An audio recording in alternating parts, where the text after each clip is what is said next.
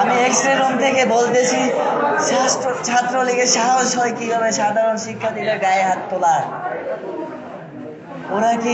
ওরা কি ছাত্র না? ওরা কি আমাদের ভাই না? নাকি আমরা কেউ না? আমরা কি রাজাকার সবাই? আমরা কেউ রাজাকার না। প্রধানমন্ত্রী কেন আমাদের রাজাকার বলবে? আমার বাম পাশ, শরীরের বাম পাশ পুরো অবশ হয়ে আছে, আমি নাড়াচাড়া করতে পারতেছি না। আমার আরো ভাইরা আহত। আমার পাশের প্রতিষ্ঠান শেখ বুরহানুদ্দিন, দুঃখিত, বদরুন্নেসা কলেজের এক আপু সেন্সলেস হয়ে গেছে। সে বৈষম্য বিরোধী আন্দোলনের সমন্বয়, সে সেন্সলেস হয়ে গেছে।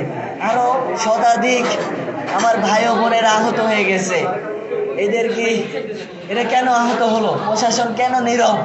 প্রশাসন কেন ছাত্রলীগের সাথে একত্রিত হয়ে আমাদের উপর ন্যাক্কারজনক হামলা করলো? আমরা কি কোনো অযৌক্তিক দাবিতে নেমেছিলাম?